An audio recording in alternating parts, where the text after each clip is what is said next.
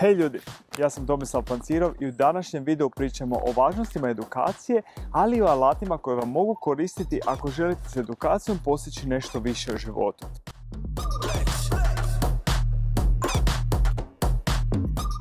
Edukacija je generalno nešto što nas stvarno prati kroz cijeli život i definitivno ne završava formalnim obrazovanjem. Postoji mnogo alata koje možete iskoristiti da sebe unaprijedite, da promijenite svoju životnu situaciju, ali isto tako da steknete neko dodatno samopouzdanje. Ja osobno konstantno radim na svojoj edukaciji, istražujem uvijek kakve mi mogućnosti edukacija pruža, odnosno gdje mogu naučiti nešto novo i unaprijediti sve ono što radim. O svemu ovome sam pričao s Mirkom Logožarom iz projekta Different, koji mi ispričao kako je napravio svoju edukativnu platformu i kako su mu alati Europske unije pomogli u tome. Different je edukativna platforma za zdrav način života. Kad kažem zdrav način života, ne mislim samo prehrana, već treninzi, ja imam reći neki pozitivni uspješni mindset. Znači, ukomponirao sam i poduzetništvo u to i generalno razvoj pojedinca s temeljem na prehranu. I ono što je u stvari posebno je da ja nastojim to proširiti i dovesti do svake osobe, znači do najvećih lajka. Objašnjavam full jednostavno, koristim puno humora jer je mi cilj podići razinu svijesti o zdravom načinu života i dovesti do što šire populacije. Zašto misliš da je edukacija danas i taj stalni rad na sebi, cjeloživotno obrazovanje, zašto je toliko bitno u današnjem društvu? Bitno je zato jer živimo u 21. stoljeću gdje su stvari toliko dinamične i svako malo izlaze nove tehnologije, novi mobiteli, nova saznanja recimo u prehrani i mislim da je jako važno biti u toku sa svim tim i konstantno učiti, jer na kraju krajeva gdje god odeš u svijet, jedino što nosiš sa sobom su tvoje vještine i tvoja znanja. A reci mi, kako su ti EU projekti pomogli u tome? Znam da si radio na Erasmus Plus projektima. Da, sudionik sam bio 7 Erasmus Plus projekata i puno su mi stvarno pomogli. Doslovno su me promijenjali u puno smjerova iz razloga što tamo se nađeš sa mladima iz 6, 7, 8 zemalja i tu je velik naglasak na to interkulturalno učenje. Dakle, da ti možeš se nekad čuva nešto o Španjolskoj, a sada ćeš imati priliku upoznat Španjolca, probati njegovu hranu, čuti njegovu kulturu. A s druge strane je jako velik naglasak na te radionice neformalne edukacije, learn by doing princip, gdje ti učiš radeći, dakle ili radiš nešto u grupi ili radiš nešto sam, onda to izlažeš. U stvari imaš priliku u sigurnom okruženju probati neke nove stvari, shvatiti možda neke stvari o sebi, shvatiti neke stvari o drugima i opet je naglasak na učenje. Da, i u principu kroz to zapravo i stvaraš neku dodatnu mrežu ljudi vjerojatno. Znači nije možda samo učenje, nego baš ti što se konektiraš sa tim ljudima za neki duži period. Najveća je prednost što ti sad nakon par Erasmus Plus projekata ja znam ja mogu otići u Španjolsku u Leon, imam tamo gdje spavati. Mogu otići u Bugarsku, imam tamo gdje spavati. Znači, steknu sam prijatelje i mogu putovati Europom i u stvari smo svi jedna velika obitelj. Da, i to je super u principu što mislim da se isto tako razvija i taj neki zajednički duh onda što kažeš, jer dok ne znaš ljude vjerujem da ne možeš ni percipirati druge zemlje na taj neki način. Pa upravo to, kad odeš na projekt, konkretno razmjenu mladih, to traje 10 dana i ti upoznaješ druge ljude kroz razne radionice. Radionice su bazirane na igri, dakle uči se kroz igru, ali na kraju se kroz refleksiju izvlači pouka, shvatiš možda nešto o sebi, možda osvijestiš neki problem u društvu, problem u okolini, spoznaš neke europske vrijednosti u kojima možda nisi ni bio svjestan, kao što ja recimo prije Erasmus Plus projekata nisam imao pojma da postoje europske kompetencije, europske vrijednosti i sve te stvari koje sam jako osvijestio nakon tih projekata i koje sad aktivno širim i na svakom novom projektu još dodatno učvršćujem ta znanja. I reci mi nešto o seriji koju si režirao i koja je ideja iza svega toga? Serija koju sam producirao i čiji sam autor je Mi smo ostali, dakle ona prati priču osobe koja pokreće svoj posao u Hrvatskoj iz nule, običan čovjek koji prolazi sve faze pokretanja posla, istovremeno putuje Hrvatskom i priča s poduzetnicima i u stvari želi dati jedan kontrapunkt tom senzacionalizmu i masivnom pričanju o odlascima, pumpanju negativnih brojeva. Želim pokazati pozitivne primjere i da se u Hrvatskoj može ostati, stvoriti nešto i na kraju uspjeti. Tako da pratimo mene, putujem po Hrvatskoj, od tih poduzetnika dobivam savjete i smjernice jer sam ja početnik. A s druge strane pratimo mene kako ja pokrećem svoj posao, prolazim kroz institucije. U stvari jedan dokumentarni pristup, to je dokumentarna serija i pokazujemo put od nule do nekog uspjeha. Da, super mi je zapravo kada gledaš kroz Erasmus Plus projekte, pričaš dosta o mobilnosti i istraživanju drugih zemalja, ali istovremeno vjeruješ da sve to možeš postići tu i da ti to zapravo samo neko iskustvo ove velike zajednice koje onda nakon toga tu primjeniš i iskoristiš. To mi je baš, mislim da je to zapravo priča koju bi svi trebali čuti. Da, i ja mislim da uspjeh nije vezan za zemlju u kojoj živiš, nego za mindset koji živiš. Tako da možeš uspjeti u bilo kojoj zemlji, s obzirom da sam ovdje, želim pokazati kako je to ovdje. Živim u nekoj drugoj zemlji, da je tamo problem migracija, vjerojatno bih tamo snimao istu stvar. Ali da, Europa je stvarno jedna velika obitelj i puno je bliže nego što mislimo. I to je još jedan benefit Erasmus Plus projekata gdje sam nas shvatio koliko su sve te zemlje u stvari blizu, koliko su nadohvat ruke i svi ti ljudi i njihova kultura, njihovi običaji, sličnosti, različitosti. Kad sve te stvari spoznaš, skužiš koliko je to sve malo i pristupačno. Da, super, hvala ti. Hvala tebi. Može li edukacija pomoći najugroženijim članovima našeg društva i na koji način to napraviti? Ako gledamo kroz povijest, edukacija i znanje su često bili vezivani isključivo uz najviše staleže, te su nižim staležima ili bili zabranjivani ili im zbog resursa jednostavno nisu bili dostupni. U današnje vrijeme naravno nalazimo se u potpuno drugačijem periodu, imamo sve dostupno doslovno na dlanu, ali imam osjećaj da i dalje ne iskorištavamo sve resurse koje možemo iskoristiti da bi pomogli upravo ovim članovima našeg društva. O ovom svemu sam pričao s Hanom Galo-Gažalančom iz Centra tehničke kulture iz Rijeke. Pa evo, ja radim u Centru tehničke kulture Rijeka. To je organizacija sa podosta staža, već ima 25 godina rada, smo slavili ove godine i bavimo se prvenstveno neformalnim obrazovanjem građana u području tehničke kulture, s tim da smo jako orijentirani zapravo na informatiku, odnosno na digitalno opismenjavanje građana, što je zapravo jako, jako široko područje. I to nam omogućava da radimo zapravo ludilo stvari i čuda od svega i svačega, jer na tu informatiku, odnosno digitalno opismenjavanje, gledamo dosta onako horizontalno, znači primjenjujemo ju na svašta, na kulturu, na različite skupine, na različite tematike kojima se bavimo, pa tako imamo projekte koji se bave striktno opismenjavanjem u smislu informatike, naučimo neko kako koristiti računalo, dok s druge strane imamo projekte koji se bave, uče ljudi kako raditi digitalne priče, pa onda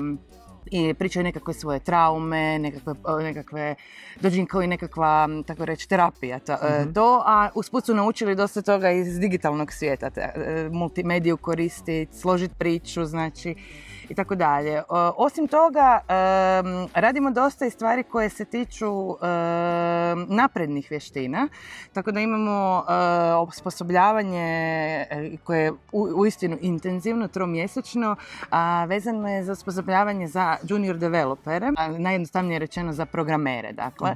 I jako dobre rezultate projekt pokazuje, zapravo se jako, jako dobro zapošljavaju ljudi koji su završili edukaciju. Zapravo ih te edukacije osnažuju. Da. Da im neke alate da bi mogli funkcionirati bolje u današnjem društvu. Da.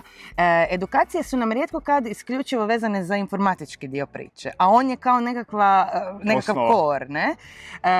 Zapravo je, ne znam, ekipa koja je išla, na primjer, na taj bootcamp, osim informatičkog dijela koji je stvarno tu jako, jako bitan i konkretan, imali su i poduzetničke vještine nekakve, zatim imali su razgovore s poslodavcima, morali su se za to pripremati, radili su u timu na zadacima zadnjih mjesec dana svoje edukacije, tako da su morali razvijati svoje nekakve timske vještine i predstaviti to, surađivati osim sa kolegama i s poslodavcima koji su im zadali taj zadatak, zatim predstaviti to se poslodavcima i neki su već odmah po završetku same edukacije se zaposlili jer su se svidjeli tim poslodavcima. Win-win situacija, znaju točno kakav paket mogu dobiti. Da, ista stvar, jako se ljudi zapošljavaju. Sad ne znam koji je u ovom momentu točan broj, ali znam da ih je bilo zaposleno sigurno preko 40% već i u ova druga dva ciklusa, ali to nisu jedine stvari zapravo koje radimo. I uvijek, znači, osim te informatike nadopunjujemo s još nečim što je važno za ljude da se razviju, da se osnaže i da mogu da li zaposliti se, da li sudjelovati u nečem drugom, da li ispričati svoju nekakvu priču, da li sudjelovati u nekakvom događanju. Zapravo, jako smo široko otišli. Otišli smo toliko široko da zapravo radimo i online tečajeve, nekakve platforme za edukaciju i ne radimo samo znači sa nezaposlenima kao što je slučaj u ovom projektu, nego i s profesorima, i s učenicima, i s penzionerima, i s različitim drugim, osjetljivijim skupinama, poput osoba s invaliditetom, žrtava nasilja, beskućnika. Znači, stvarno, cijelu ekipu u našoj zajednici okupimo kroz različite projekte. A reci mi, znači, konkretno, kako su vam alati Europske unije pomogli u tome? Pa, jako puno toga smo financirali iz sredstava Europske unije i koristimo neke od alata Europske unije. Znači, ECDL je jedna od stvari koja se koristi na razini Europske unije, mislim, ne samo na njenoj razini i šire, ali to je nešto što nudimo kroz neke projekte. Naprimjer, sad imamo edukaciju za buduće project menadžere ili projektne asistente. Oni u sklopu te edukacije stječu i ECDL diplomu, ali ne samo to, naravno, ima još tu potpratnih stvari, s tim da nam je ECDL tu, dajemo više naglasak na ove nekakve vještine koje su potrebne za project menadžere, znači više naglasak stavljamo, na primjer, na Excelicu koja je bog i batina za project menadžere ili, na nekakve, sad, prezentacije vezane za projekte i slično.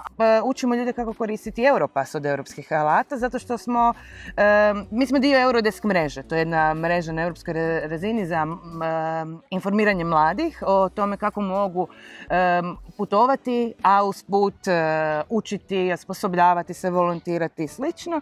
Pa onda često kada imamo nekakve aktivnosti za njih, malo im gurnemo taj Europass pod nos koji možda nije toliko zanimljiv na prvu, ali uz nekakvu interesantnu aktivnost prođemo kroz Europass i shvatimo neke stvari koje su vezane za njega, kako se što bolje predstaviti, kako ga dobro iskoristiti. Više od samog CV-a možda što većina ljudi smatra da je. Da. Tako da to su ti neki alati koje rado koristimo, ali naravno mi koristimo i neke druge alate koji možda nisu toliko za pojedince, poput Salta, Otlasa koji su za nekakve trenere koji rade u organizacijama. Koristimo alate koji su tamo razvijeni, pa koristimo, online edukacijske alate. Ali ima tih alata stvarno cijelo čudo, zapravo samo se treba pokrenuti i pogledati oko sebe. A naravno i koristimo fondove i to različite iz kojih financiramo mnoge aktivnosti kojima se bavimo i koje radimo, odnosno kroz koje ostvarujemo ideje za koje skužimo da su potrebne kod nas. Edukacija nam otvara neke nove svjetonazore, daje nam neke nove alate i omogućuje nam da stignemo na neka mjesta do kojih možda ne bismo nikad stigli, odnosno ne bismo nikad niti znali da ona postoje bez da smo se o nečemu educirali. O tome kako nas edukacija može osnažiti pričao sam s trenericom Ivom Bele s kojom radim edukaciju Pokreni biznis. Edukacija i cjeloživotno obrazovanje smatram iznimno bitnim. Puno informacija koje dobivamo kroz treninge i radionice u stvari ne dobivamo kroz formalno obrazovanje. To je poput treninga, svaki put trebamo neku novu vještinu savladati. U stvari, treninzi nam pomažu da živimo kvalitetnije jer nas ojačavaju nekim alatima kojima bolje upravljamo sobom. Imamo jasniji pregled svog života, planiramo ciljeve, bavimo se strategijom i u svakom slučaju mislim da je to ključno za kvalitetan život. Evo Iva, recimo, neko ko trenutno se ne educira možda, ko trenutno ne radi na sebi, koji da bude prvi korak? Kako da krenu? Prvi korak možda da kod sebe detektira područja u kojem osjeća da mu treba pomoć, poput komunikacije, boljeg upravljanja sobom, postavljanja ciljeva ili nešto drugo. I naravno da onda potraži neke informacije što se nudi u njegovom gradu, koje ga teme zanimaju. U svakom slučaju predlažem neko dobro istraživanje.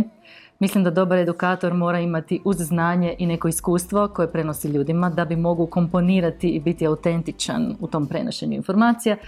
Nakon istraživanja po svojoj intuiciji i probranim kriterijima neko odluči što je bilo najbolje za njega. Mislim da je bitan zapravo taj intuitivan moment jer ti neko paše ili ne. Točno. To je jako. Točno.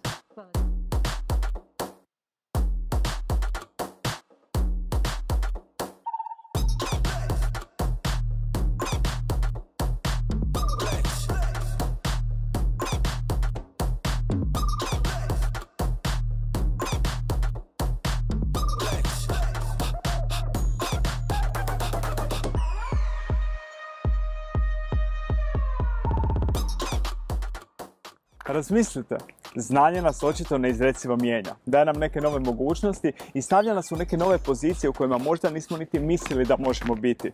Ali ono što je najbitnije u cijelom tom procesu je da na kraju dana razmislimo kako ćemo to znanje iskoristiti. Kako ćemo pomoći sami sebi, ali i cijelom društvu sa znanjem koje će u praksi pokazati tu svoju stvarnu snagu. Ono što definitivno ne želimo je da ono ostane mrtvo slovo na papiru.